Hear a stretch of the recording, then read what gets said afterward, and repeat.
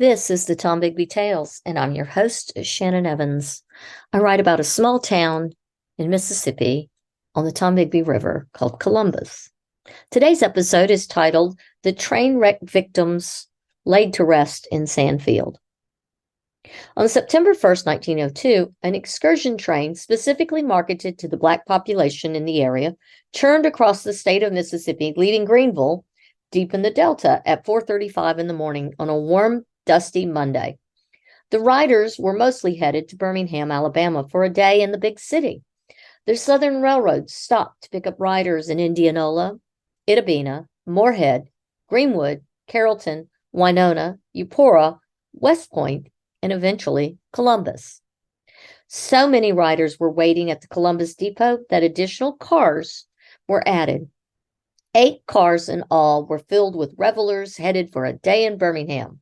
The train would normally depart the Columbus station at 10:45 in the morning, but the sheer number of people on the train made the cars late as more cars were added.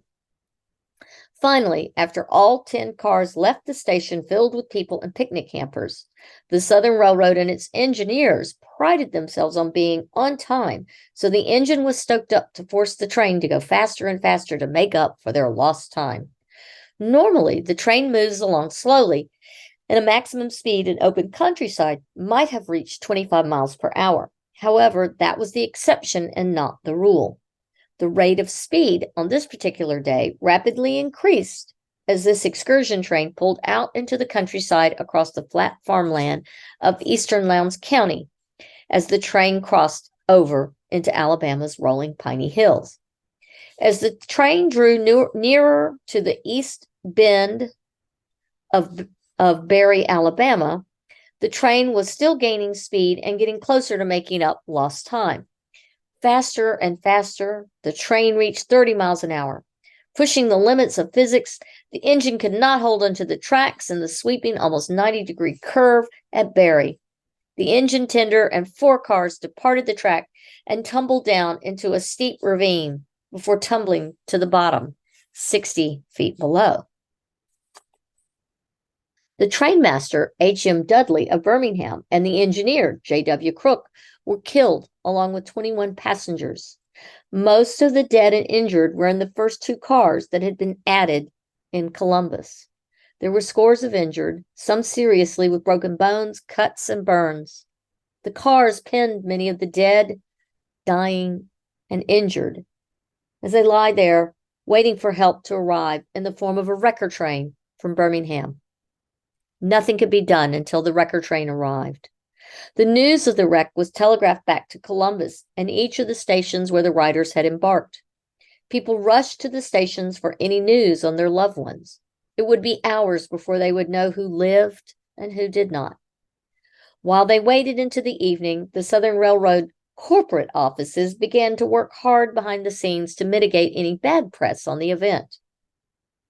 General Manager J.E. Dodson rushed to a local funeral home in Columbus to buy 21 pine boxes for the dead excursionists and had them laid out on the platform in Columbus to receive the dead.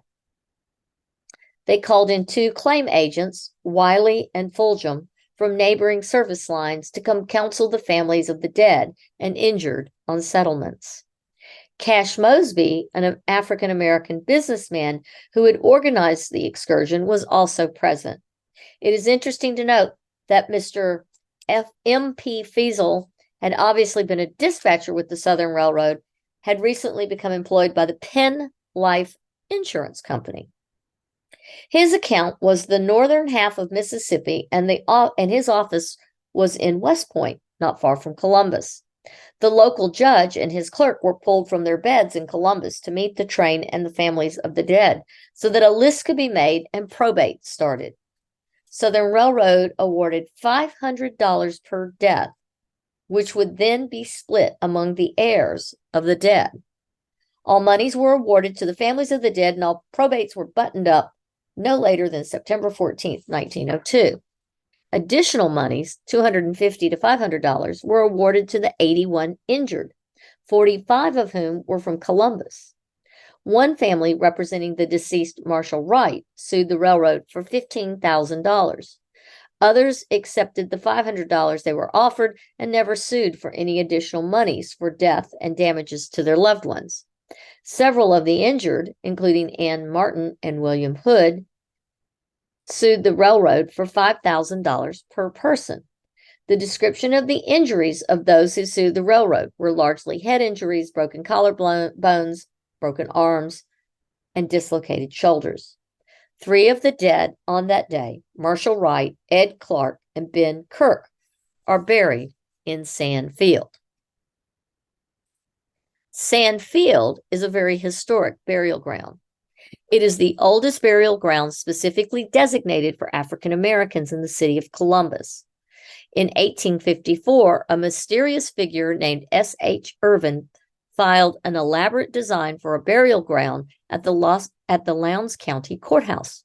The original plans for the cemetery covered a parcel west of the Luxapalila River, with the northern border at Tuscaloosa Road, which is now 82, and the southern border at 2nd Avenue South, College Street.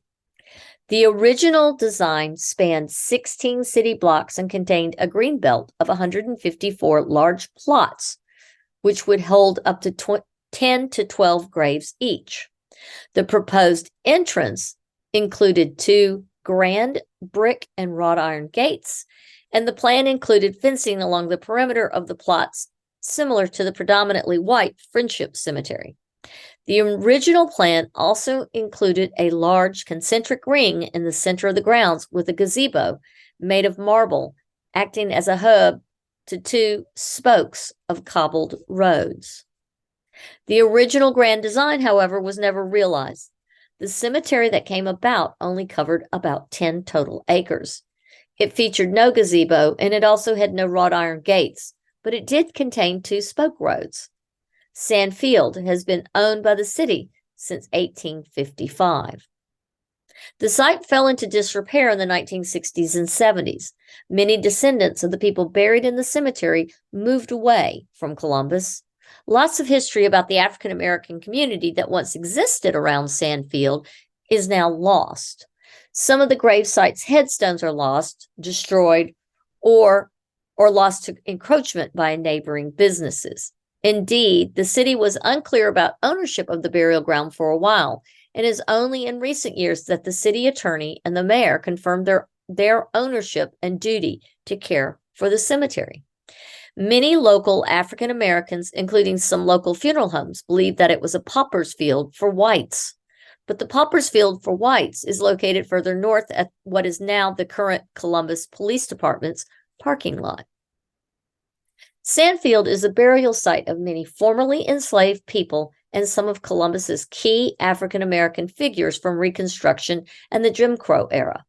Some influential leaders include 2 of the first Black legislators elected in Lowndes County, Robert Gleed, who served from 1870 to 1876, and Reverend Jesse Freeman Bolden, who served from 1870 to 1871.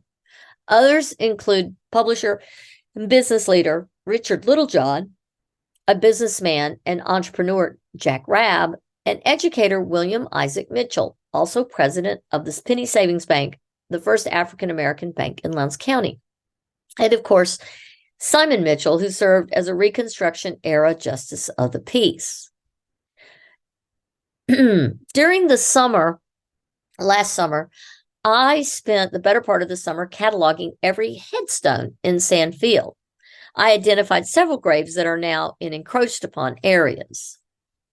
Those stones are still there and hidden behind the walls of the fences that have been moved beyond the actual property lines of both the hotel that abounds the Highway 82 side of the cemetery and the car lot that faces its western boundary. They are encroaching approximately 150 feet long of space each and about 12 to 15 feet over into this particular cemetery. It's a shame what's happened there, but hopefully with some time and some effort and a little bit of money and some interest from community members that will put pressure on the city council and the mayor, and that land will be returned and fenced and honored, and the headstones repaired, restored, and the land preserved forever to those who died and are buried there. This is Shannon Evans, and thank you for coming to Tom Bigby Tales. I hope to see you next time.